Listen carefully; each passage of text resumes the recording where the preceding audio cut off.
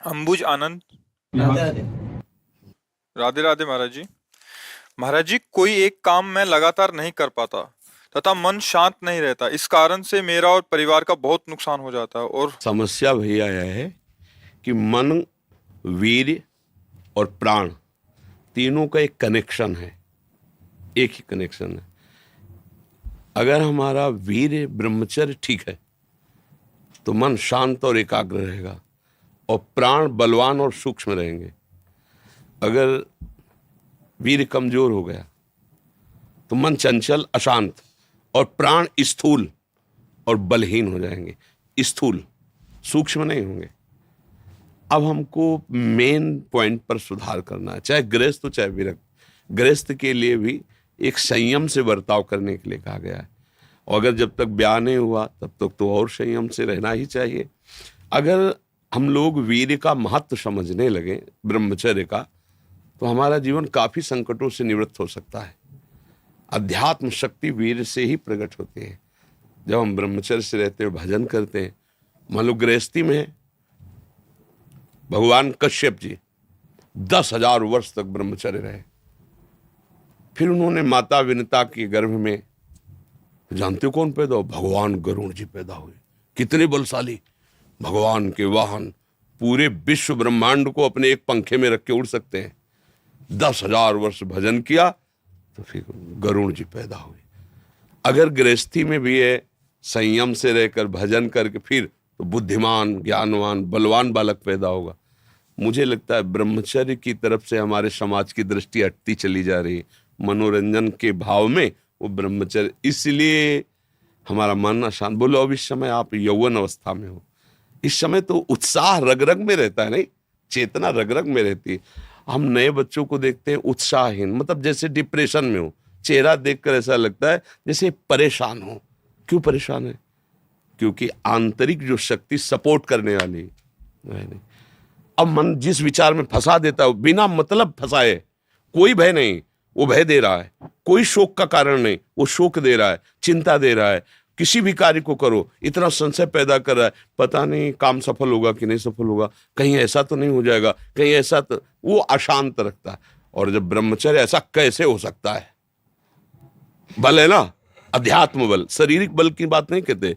ऐसा कैसे हो सकता है? यदि एक बार ऐसा हुआ तो 1000 बार मैं प्रयास करूंगा और इस पर विजय। वो मतलब जिद्दी स्वभाव, एक निष्ठा, उसी से आती है, उसी से। ये जो संत महात्मा बड़े बड़े कष्टों को रौंद करके वो मेन पावर है। और हम लोग उससे, प्राण हमारे स्थूल हो गए, वासनात्मक, मन हमारा चंचल अशांत हो गया। क्यों? क्योंकि हमारा ब्रह्मचर्य ठीक नहीं है। अब उस पर किसी की दृष्टि नहीं जाती। अब ब्रह्मचर्य कैसे ठीक हो? हमारा संग ठीक नहीं, हमारा भोजन ठीक नहीं, हमारा दृश्य ठीक नहीं, हमारा श्रवण ठीक नहीं, गंदी बातें देखें, गंदी बातें सुने, गंदा विचार आए, गंदी क्रियाएं करें, फिर ब्रह्मचर्य कैसे रहा जा सकता है? अगर सुधार करो तो अभी बहुत बढ़िया समय है, कोई ज्यादा अवस्था तो हो नहीं गई। ब्रह्मचर्य का सुधार करो। हम सबसे कहते हैं व्यायाम करो। बिना शरीर को थकाए ब्रह्मचर्य को पचाया नहीं जा सकता। जैसे दंड बैठक, दौड़ भाग, व्यायाम किया, फिर आप भले गृहस्थ हो, फिर दिन भर कार्य करते रहो। 30 मिनट तो पूरे शरीर को ऐसा व्यायाम में रखो पसीना पसीना हो जाए। अब 8-10 बजे तक सो रहे हैं तो व्यायाम कब करें?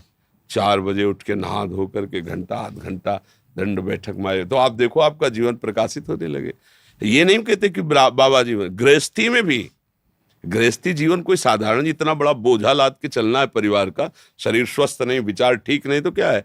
अभी कुछ दिनों ऐसे अगर आचरण ढीले रहे तो शरीर ऐसे भयानक कमजोरी से युक्त हो जाएगा कि आपको सब कहेंगे प्रमादी ये पड़ा रहता है, कुछ करता नहीं। इसलिए संभल जाओ।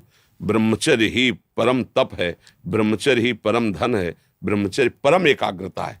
एकाग्रता ब्रह्मचर्य से आती है। आंख मूंदो या खुली रखो, अगर ब्रह्मचर्य ठीक, एक शीतलता, एक गंभीरता, और जिधर दृष्टि लगा उधर एकदम चिपक जाएगी जाके। जैसे भजन में, नाम में, एक, या आप संसारिक कार्य में बहुत अच्छा कार्य करोगे। अगर आपका ब्रह्मचर्य ठीक ना तो जिधर बहुत अच्छा कार्य करोगे। तो शरीर में दम ही नहीं है, यंत्र का जमाना हो गया है।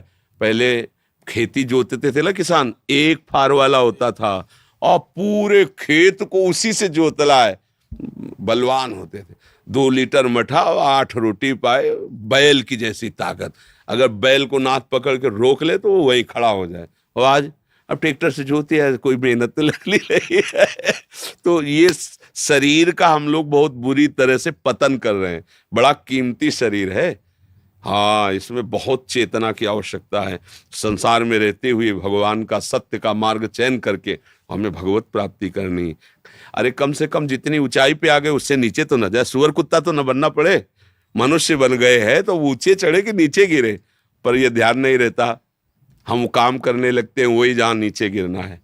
अब दूसरे जीवों का मांस खाना, शराब पीना, जुआ खेलना, व्यभिचार, ये कहाँ ले जाएगा? एकदम नष्ट कर देगा। तो जवान बच्चे हो, सावधान रहो, खान पान ठीक रखो, सावधानी पूर्वक चलो, ठीक है।